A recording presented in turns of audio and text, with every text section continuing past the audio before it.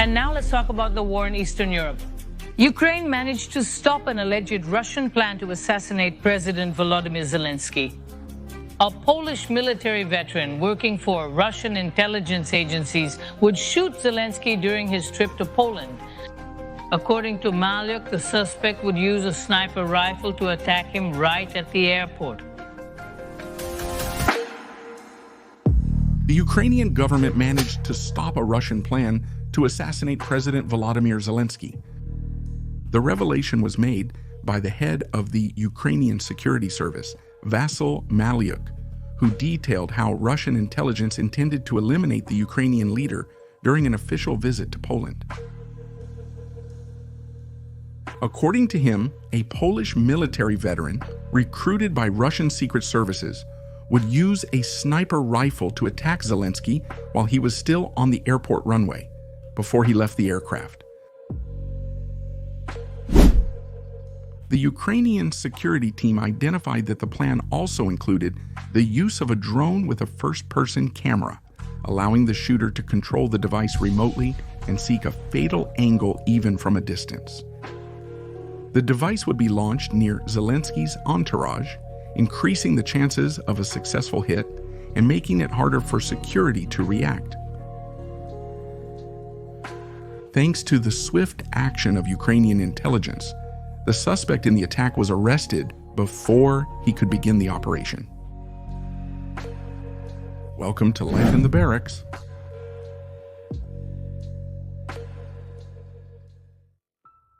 Since he refused to flee Ukraine and declared that he would fight alongside his people, Zelensky has become the main target of the Russian war machine. The security forces protecting him are on constant alert, as the president is seen as the symbol of Ukrainian resistance, and eliminating him would be a strategic victory for the Kremlin. Vladimir Putin sees Zelensky as a direct obstacle to his plan to re-establish Russian influence over the countries of the former Soviet bloc. For Moscow, weakening the Ukrainian leadership could make it easier to impose a government more aligned with the Kremlin. For Ukrainians, protecting Zelensky means protecting the country's sovereignty.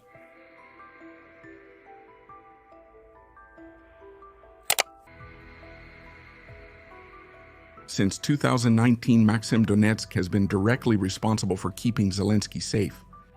He was by the president's side during the first bombings in Kyiv, at diplomatic meetings with the United States, and even in combat zones.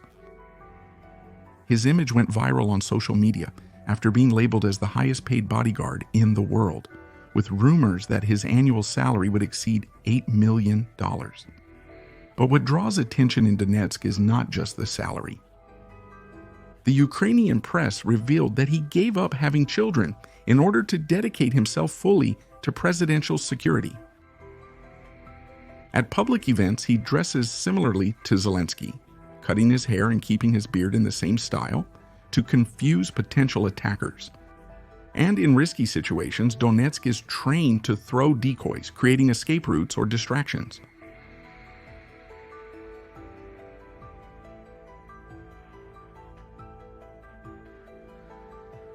The war started by Russia ended up turning into a global-scale dispute.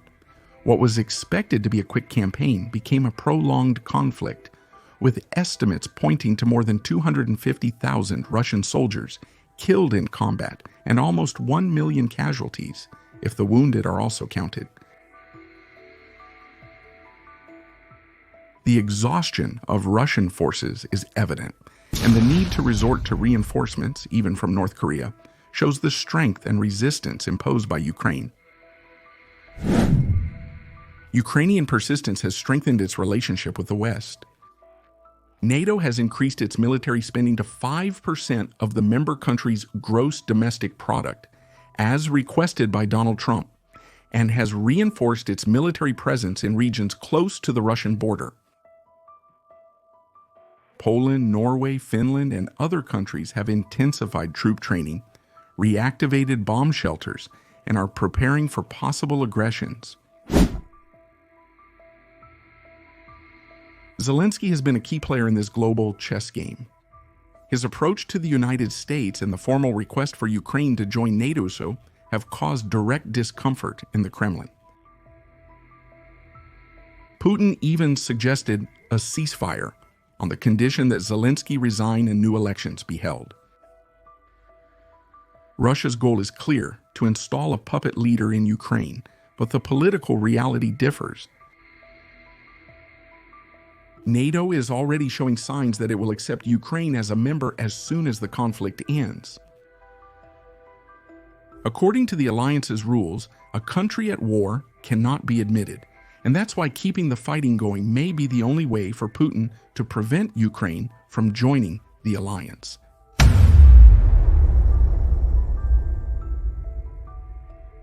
This geopolitical logic may be what sustains the continuation of the conflict.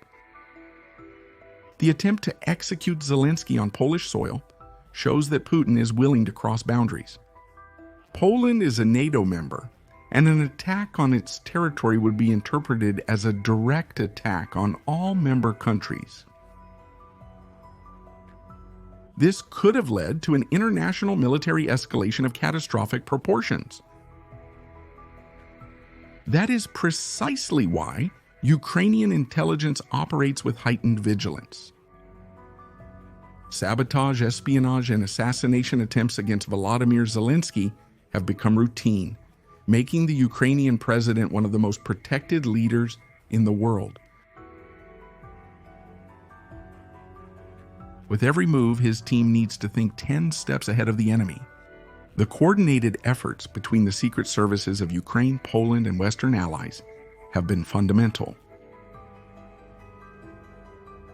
With tracking technology, cyber surveillance, and networks of informants, they managed to intercept the attack operation before it became a disaster.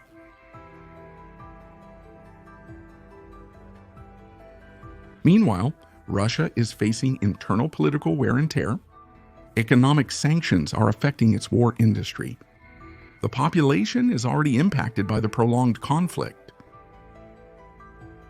Even so, the Kremlin maintains its firm stance that Ukraine is an integral part of historic Russia. Geopolitical tension extends beyond Eastern Europe. In the Middle East, the conflicts between Iran and Israel put Putin and Trump on opposite sides once again. The war that was once regional now threatens to become a global crisis with multiple fronts. China is watching everything closely and cautiously. Despite maintaining old ties with Moscow, the Chinese prefer not to get directly involved. With its expanding economy, the last thing the Asian giant wants is to be dragged into a war that could destabilize its markets. The president of Brazil, in turn, maintains a diplomatic stance that is at least strange, with meetings with Putin and statements in defense of Iran. Brazil's neutrality would be the most appropriate, even to avoid angering countries that have so far been seen as allies.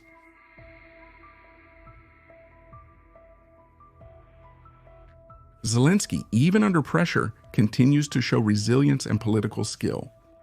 By keeping Ukraine firm in the face of what was, until then, the continent's greatest military power, he consolidated his image as the leader of a people who do not accept subjugation.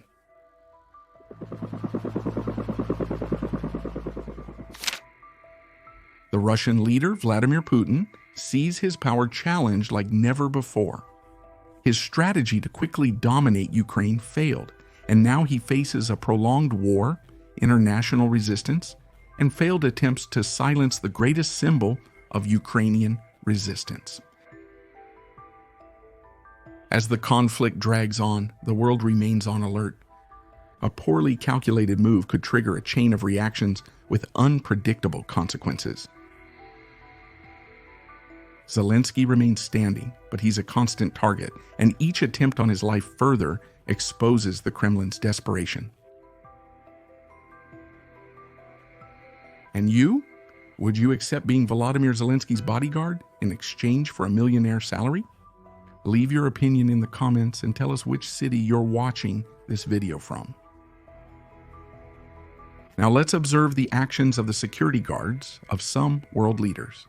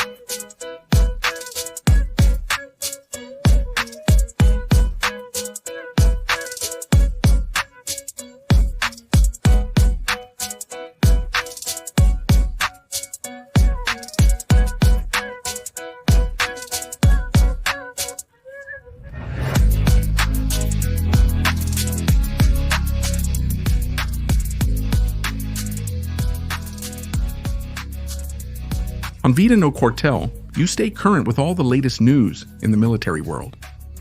Leave your like, subscribe, and watch one of the videos appearing on your screen. Forward fighters, see you next time.